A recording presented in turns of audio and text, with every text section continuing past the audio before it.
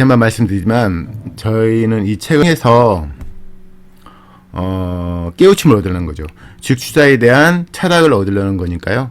진도 나가는 게 중요하지 않고요. 한 문장 한 문장이 마음에 와닿으면 그 문장을 계속 갖고 가는 거죠. 제가 각 단원마다 중요한 문장을 따로 뺄 거예요. 그 문장을 다시 한번 읽어드릴 텐데요. 그걸 명심하시고요. 그러시면 될 것 같습니다. 차례 출간에 붙여 서문 큰 카테고리 1번 대부분 투자자들이 실패하는 이유 1장 투자와 투기 에서 설명드리고요. 2장에서는 투자자들에게 손실 입히는 월스트리트 제3장 기관 투자자들 수익률 게임 패자는 고객 제4장 가치의 망상 정크 펀드에 대한 통념과 오해 큰 카테고리 가치 투자 철학에 대해서요. 제5장 당신의 투자 목적은 무엇인가 제6장 가치 투자 안전마진의 중요성 되게 중요하죠. 가치 투자는 안전마진을 확보하면서 투자하는 거예요. 제7장 가치 투자 철학의 기원 제8장 밸류에이션 기술 큰 카테고리 3번은요. 가치 투자 프로세스인데요. 제9장 리서치 투자 기회를 찾기 위한 도전 찾는 작업이 되게 중요하죠. 10장 가치 투자들에게 기회란 11장 상호 부조합 전환 투자 저희들이 이제 안 알겠지만 목차에 있으니까요. 10장 어려움에 처해 있는 기업에 투자하기 이런 경우는 되게 매수할 수 있는 시총이 적어지겠죠. 주가가 떨어질 테니까요. 그런 투자도 이분은 이제 중시 여긴 거고요. 13장 포트폴리오 운용과 트레이딩 포트를 조정한 것도 꽤 의미 있는 작업이고 하거든요. 14장 개인 투자자를 위한 대안 이렇게 해서 14장으로 나눠서 쭉 이야기할 텐데요. 이 내용이 전체적으로는 엄청 많진 않거든요. 그렇지만 이제 문구가 특히 실전 투자하시는 분들은 와닿을 거예요. 이 책으로 먼저 기본 철학을 닦으신 것도 좋은 것 같습니다. 그럼 본문으로 다시 들어가겠습니다. 큰 카테고리로 대부분의 투자자들이 실패하는 이유 제1장 투자와 투기에 대한 이야기를 합니다. 마크 트웨이는 인간의 일생에서 투기를 하지 않을 때는 두 시기밖에 없다고 했다. 투자할 여유가 있을 때 혹은 없을 때. 그렇기 때문에 투자와 투기의 차이점을 이해하는 것은 성공 투자를 위한 첫걸음이다. 항상 투자하면 안 된다는 소리인데 보시면 투자하면 안 된다는 뜻으로서 투기 거래에서 큰 손실을 입은 경험 때문에 이렇게 말씀한 거고요. 예, 투자자와 투기자들은 어떤 식으로 주식을 대하는가 이야기를 하는데요. 이 아래로는 이제 투자자들이 이야기하는 거고요. 투자자에게 해당 기업의 일부 소유권을 나타내는 것이 주식이고 기업에게 빌려준 것이 채권이다. 투자자들은 이 증권들의 가치와 현재 가격을 비교해 매수와 매도 결정을 내린다. 그들은 다른 사람들이 모르거나 무관심하거나 무시하고 있는 것을 내가 알고 있다고 생각할 때 거래를 한다. 또한 감난 위험에 대해 매력적인 수익을 나타내는 증권들을 매수하고 위험이 더 이상 정당하지 않을 때 매도한다.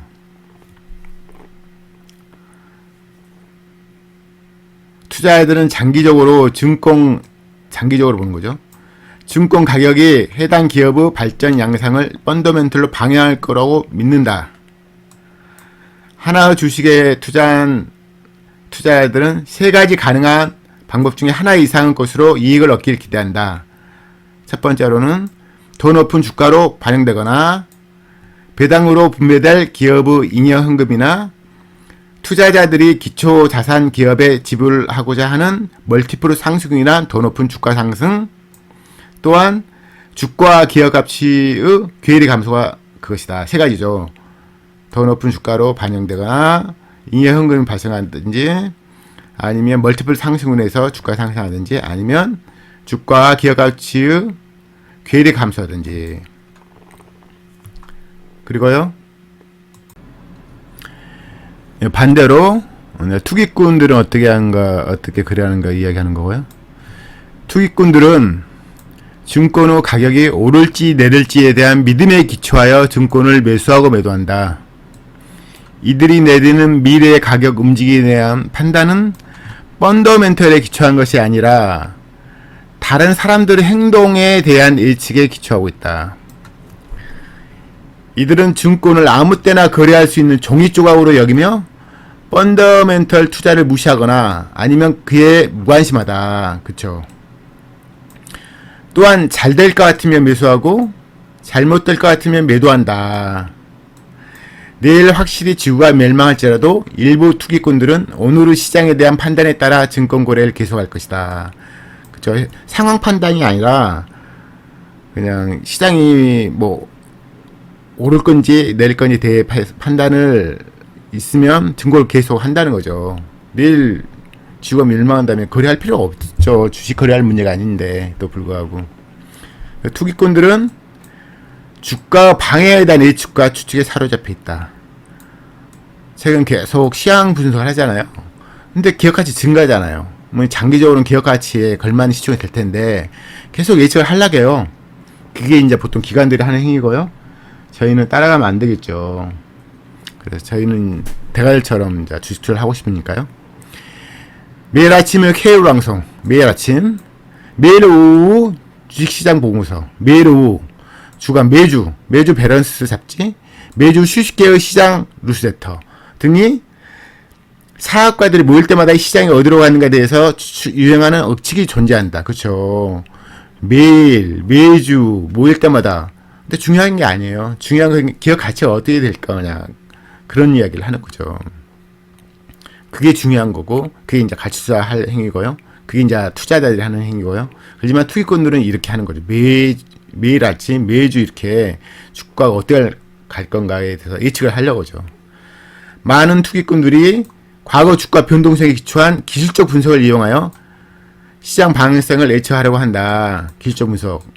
기술적 분석은 뭐 이제 차트 매매하는 사람들은 자꾸 기본적 분석을 한다고 하지만 실질로 안 하거든요.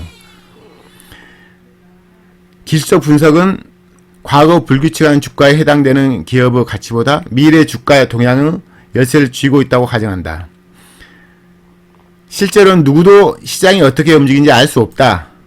시장을 예측하려 하는 건 시간 낭비이고 예측에 기초하여 투자하는 것은 투기적인 일이다. 그쵸? 주가가 어떻게 될 건가 예측하는 게 아니에요. 기업 가치가 어떻게 될 건가 예측하는 게 투자자고, 투기꾼은 자꾸 주가가 어떻게 될 건가에 대해서 관심이 많고 회사가 어떻게 된가에 대해서 관심이 없죠. 있다고 말하지만 실질적으로는 고려를 안 하거든요. 그리고 여기 보시면 이제 기술적 분석, 과거 불규칙한 주가, 과거 이렇게 했으니까 앞으로 이렇게 했다, 이런 움직임을 파악해서.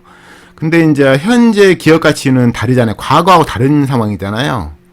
물론 과거하고 똑같은 기업 가치 변화가 있으면 말이 될 수는 있겠지만, 과거 주가라는 것은 기업 가치 기반한 건데 현재 주가는 현재 기업 가치 기반을 봐야 할 거 아니에요. 그래서 현재 해당 가치가 어떻게 된가. 물론 가치라는 것은 기업 가치는 제가 말씀드렸지만 자산 가치, 수익 가치, 미래 가치 다 따져지잖아요. 과거에는 과거의 기업 가치에 걸맞는 주가가 움직이는 거고요. 과거에 걸맞는 주가가 형성되는 거고요. 현재 앞으로 주가라는 것은 현재 기업 가치를 감안해서 주가가 움직이잖아요. 그래서 과거 주가 방향성에 의해서 현재 주가가 어떻게 된다는 것을 예측한 것은 어리석은 행위죠. 그런 이야기를 하는 거예요. 과거 불규칙한 주가가 해당 기업의 가치보다 미래 주가 동향의 열쇠가 지고 있다고 가정한다. 말이 안 되는 거죠. 그리고 실질적으로 현재 기업 가치가 어떻게 되든 단기적으로는 시장이 어떻게 움직일지 알 수가 없어요. 장기적으로 보는 거죠. 그리고 시장을 예측하는 건 시간 낭비예요. 왜냐면 기업 가치 아무리 좋더라도 장이 안 좋든지 폭락장이 이런 상황이 되면 주가 떨어지거든요. 지금도 많이 떨어지고 있지만요. 그래서 이 예측은 기업 가치 예측을 하는 게 좋죠. 왜냐면 장기적으로 기업 가치가 어떻게 따라서 주가가 움직이니까. 근데 주가가 어떻게 될까 예측하는 게 아닌데, 예측에, 여기 말은 이제, 주가 예측을 말하는 건데, 주가 예측에 기초해 투자하는 것은 투기적인 일이에요, 이게. 그런 말씀을 드린 거고요. 시장 참여자들은 투기꾼이나 투자자라고 쓰여진 배지를 달고 다니는 것은 아니다. 둘은 확연히 구분해서 말하기 어려운 때도 종종 있다. 어떤 증권이라도 투자자에 의해 또는 투기꾼에 의해 아니면 둘 다에 의해 보유될 수 있기 때문에 무엇을 보유하고 있는지가 그 비밀을 알려주진 않는다.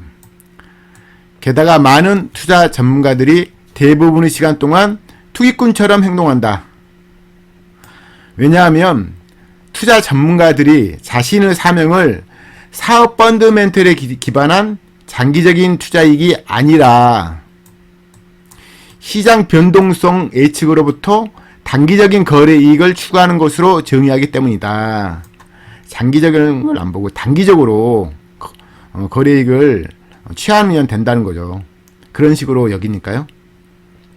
우리가 앞으로 살펴볼 것처럼 투자자들에게는 장기적인 투자 성공을 거둘 수 있는 한정 기회가 있다.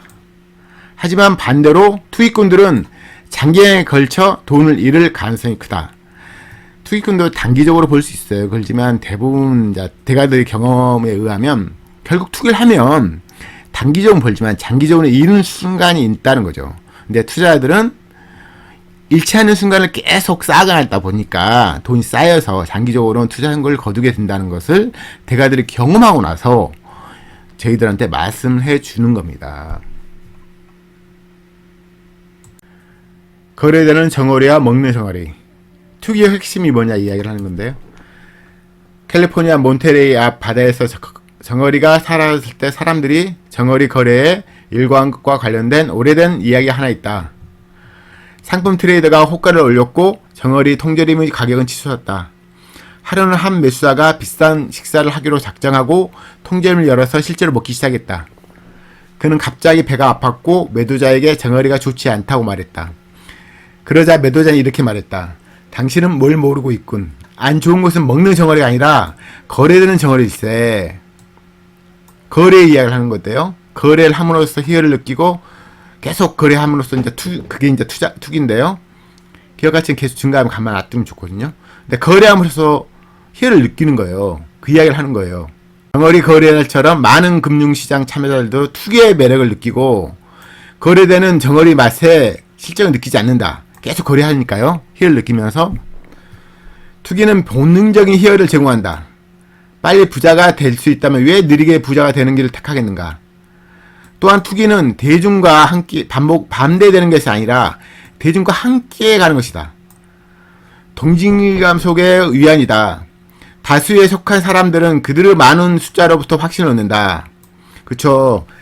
그러니까 계속 거래함으로써 희열을 느끼면서 또 혼자 하는 게 아니라 여러분과 함께 하니까 희열을 느낀다는 거. 그래서 이제 먹는 정어리가 중요한 게 아니라 거래함으로써 희열을 느끼고 거래하면서 이제 같은 여러 사람과 동행하니까 그러면서 이제 그런 게 이제 투기라고 저자는 정의했고요. 그게 잘못다는 걸 말한 거예요. 계속 거래하는 게 좋은 게 아니라는 걸 강조하는 말을 하고 있는 겁니다. 오늘날 많은 금융시장 참여자들은 알게 모르게 투기꾼이 되어가고 있다. 그들은 더 바보 게임에 참가하고 있는 것조차도 모르고 고평가된 증권을 사줄 더 바보를 찾아 더 비싼 값에 팔 수 있다는 기대를 한다. 주식을 거래하는 종이 조각으로 여기는 것은 큰 유혹이다. 이 관점에서 주식을 보면 해당 기업에 대한 지식이나 공들인 분석이 필요하지 않다. 또한 그렇게 따지면 거래 자체도 시장이 오르는 한 그저 재미있고 돈이 되는 일이다. 하지만 본질적으로 이것은 투기이지 투자가 아니다. 당신이 더 비싼 가격에 사줄 더 바보를 살 수도 있고 아닐 수도 있지만 어떤 경우에라도 당신 자신이 가장 바보이다. 매매를 자주 하는 게 안 좋단 말을 한 거고, 그러다 보면 더 비싸게 살 수 있는 사람만 있으면 거래하는 거죠. 지금 비싸가 이 자체가 비싼다는 게 중요한 게 아니라 더 비싸게 살 수 있는 바보를 찾는 거니까 그 자신이 바보라는 걸 말씀하는 거고요. 가치 투자자들은 투자 의사 결정에 있어 금융 현실에 주의를 기울여야 한다. 하지만 투기꾼들은 이런 제한이 없다. 오늘날의 많은 시장 참여자들이 투자자가 아닌 투기꾼이기 때문에 사업 펀더멘털은 더 이상 증권 가격 책정은 필수적 제한 요소가 아니다. 비싸든 싸든 PBR이 10이든 20이든 관여 안 하고 사잖아요.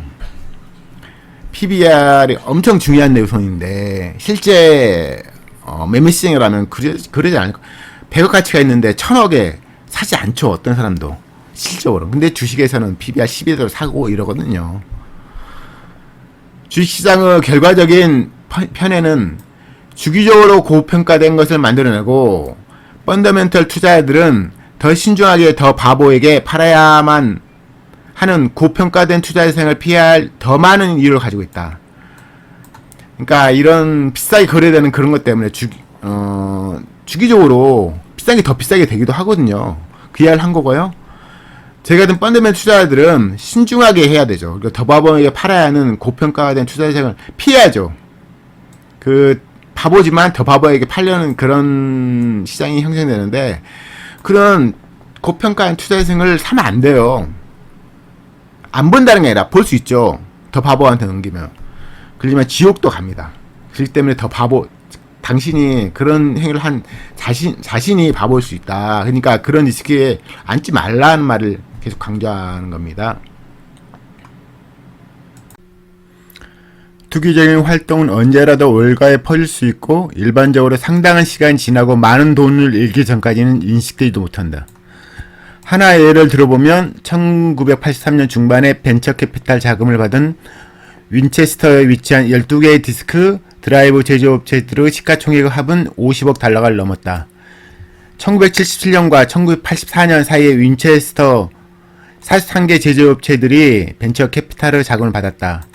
자본시장 근시안이라는 제목의 하버드 경영대학원의 논문에서는 1983년 중반의 산업 펀더멘털이 예측 가능한 미래에서 볼 때 이들 기업의 시가총액을 정당화할 수 없다고 계산했다.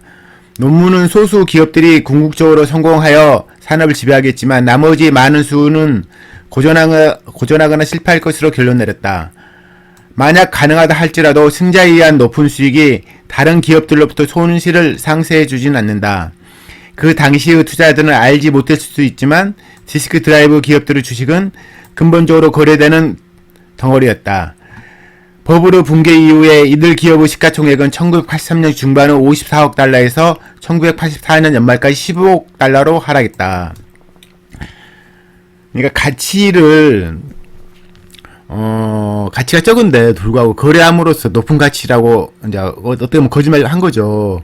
그리고 그런 기업들 가치는 장기적으로 볼 때 하락하거든요. 예를 들어서 바이오 같은 경우도 실제 돈을 안 벌잖아요. 근데 시가총액은 엄청나게 비싸게 거래될 수 있거든요. 거래에 의해서 더 높은 거래 받을 수 있다는 전자에 거래하고 더 바보를 찾고 다니고 그렇게 되기 때문에 그래서 장기적으로 볼 때는 제 가치를 찾아가니까 객관적으로 이 회사 가치를 평가해야 돼요. 돈 얼마를 번가, 매출이 증가하고 있는가 여러 가지 따져봐야죠. 그러지 않을 경우에는 단기적으로는 볼 수 있겠죠. 더 바보한테 주식을 넘기면 되니까. 장기적으로 볼 때는 자신도 그 바보에 속할 수가 있다는 것을 항상 명심하라는 그런 의미로 말씀한 거고요. 그리고 또 하나는 보시면 어떤 바이오 기업들이 많잖아요. 그 중에 분명 계속 보는 기업이 있을 거예요. 그러니까 그 기업을 사면 제가 수익을 나겠죠. 근데 그걸 정확히 모르잖아요. 정확히 모를 시기에는 투자 안 하는 게 좋다는 거죠. 정확히 드러날 때 투자하는 게 좋다는 걸 말씀을 하는 거고요. 보시면 소수 기업들이 궁극적으로는 산업을 지배하죠.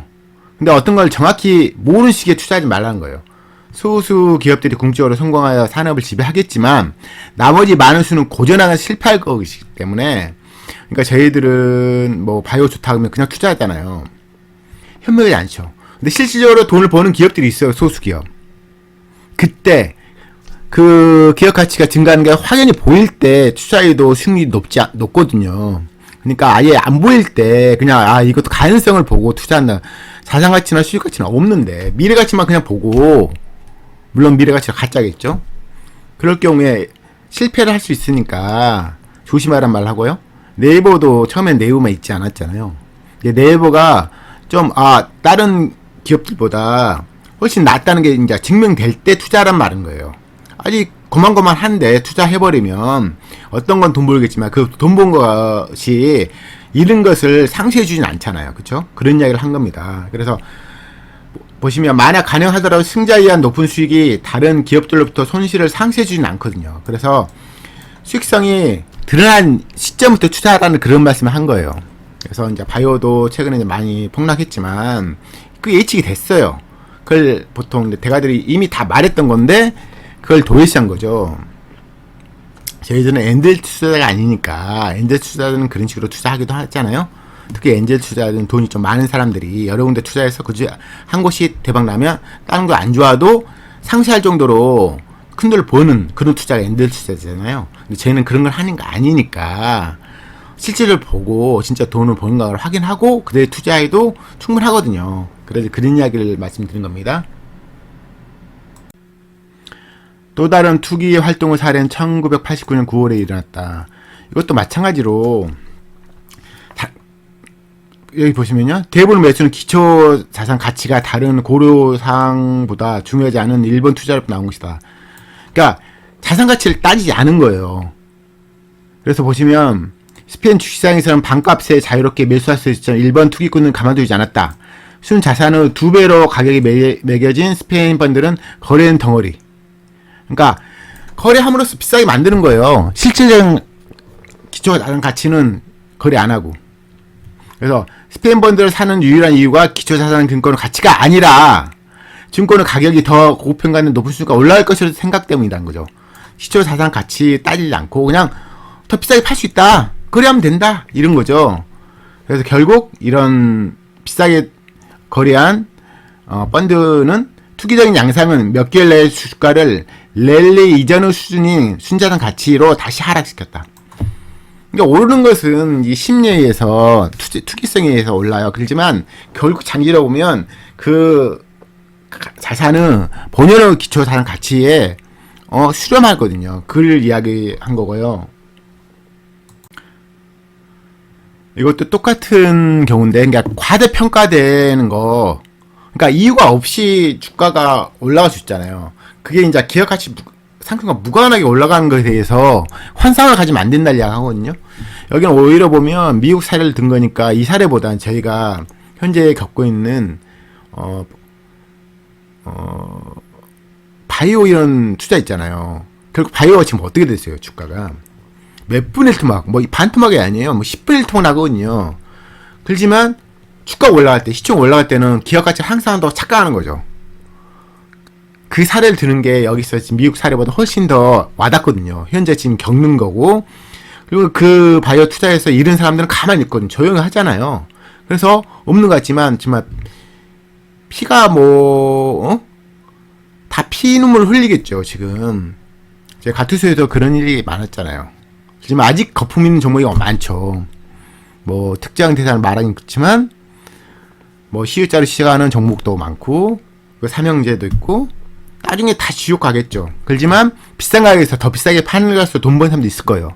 하지만 그런 걸 계속 하다 보면 결국 자기 자신이 더 바보에 속하게 되는 것을 장기적으로 깨우치게 되는 거예요. 이게 단기적으로 주식시장은 단기적인 싸움이 아니에요. 몇십억 벌어도 한순간에 있는 게 주식사일 수 있어요. 그렇기 때문에 저희 대가들은 주식투자 대가들이 선배들이 조언을 한 거예요. 기업 가치가 무관하게 시총 주가가 올라간 것을 건들지 말라는 거죠. 물론 경험하고 나서 안 건드는 것도 방법이긴 해요. 그렇지만 이제 대가들은 계속 조언을 하는 겁니다. 그래서 이 사례보다는 오히려 저희가 지금 저희 주식시장에서 거래되는 바이오 종목들 매출이 안 나와요. 100억도 안 나와. 근데 시총이 몇 조라는 거죠. 결국 어떻게 돼요? 다 몇 분의 1 토막, 10분의 1 토막 나잖아요. 그런 사례를 드는 게 훨씬 나을 것 같습니다. 투자와 투기. 금융시장의 참여자들은 투자자와 투기꾼 두 그룹으로 나누는 것처럼 자산과 증권들도 종종 투기 대상과 투자 대상으로 구분된다. 투자 대상과 투기 대상 모두 매수나 매도될 수 있다. 둘 다 전형적으로 가격이 변동되어 투자 수익을 만들어낼 수 있다. 하지만 하나의 결정적인 차이점이 있다. 투자 대상은 중요한데요. 소유자의 이익을 위한 현금 흐름을 만들어내는 반면 투기 대상은 그러지 못하다. 투자 대상은 현금 흐름을 만들어내는가 아닌가를 보고 판단하면 되겠죠. 투기 대상의 소유자가 얻는 이 수익은 재판매 시장의 변덕에 완전히 의존하고 있다. 다시 판매해서 수익을 얻는 거의 목표거든요. 보통 투기 대상은. 투자 대상은 현금 흐름을 만들어야 돼요. 이게 되게 중요한 이야기죠. 예를 들어서 버핏이 그 가상화폐를 투기 대상에 한 이유가 현금 흐름을 만들어내지 않잖아요. 그쵸? 되게 중요한 내용이에요, 이게. 그리고요, 최근에 가격이 오른 어떤 것이든 소유하고 싶은 탐욕은 많은 사람들을 투기 대상의 매수자가 되라고 유혹한다. 주식과 채권은 모네의 그림과 미키 멘트르 신인 시절 야구 카드처럼 가격이 오르내리지만 둘 중 어떤 것이 진짜 투자 대상인지는 두말하면 잔소리다. 미술품, 골동품, 희귀동전, 야구 카드 같은 수집품은 투자 대상이 아니라 투기 대상에 이름을 올려야 한다. 1980년대 후반에 고객들이 미술품에 투자하도록 펀드를 만든 체이스 맨하탄 은행이나 지금은 파산한 센트러스트 대부조합의 전임 회장이었던 데비 폴이 조합돈 1,300만 달러를 단 하나의 그림을 사버린 데 써버린 일을 강조하고자 함은 아니다.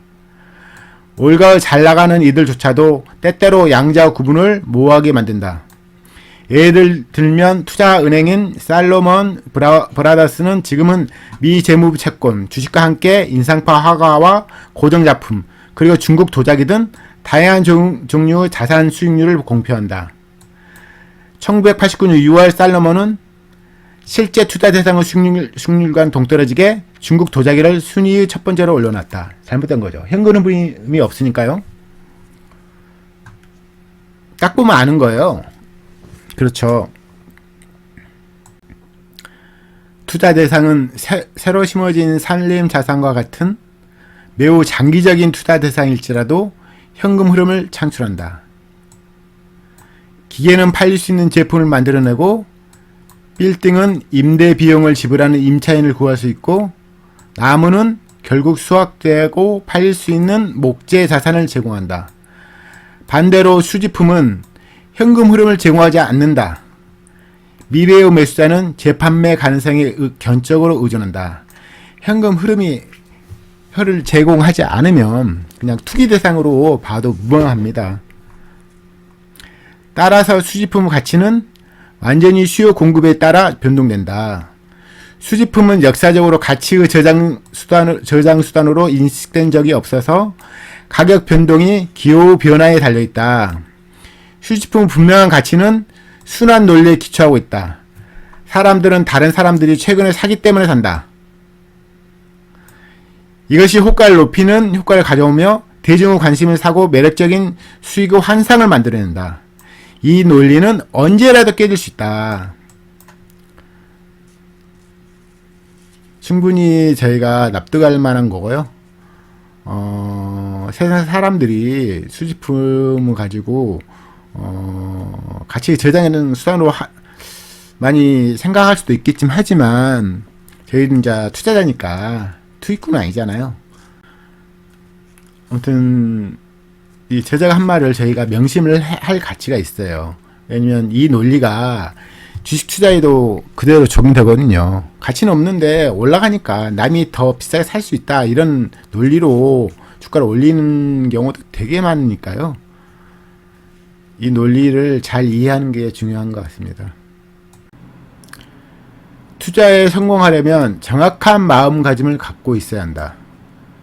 투자는 중요한 사업이지 취미가 아니다.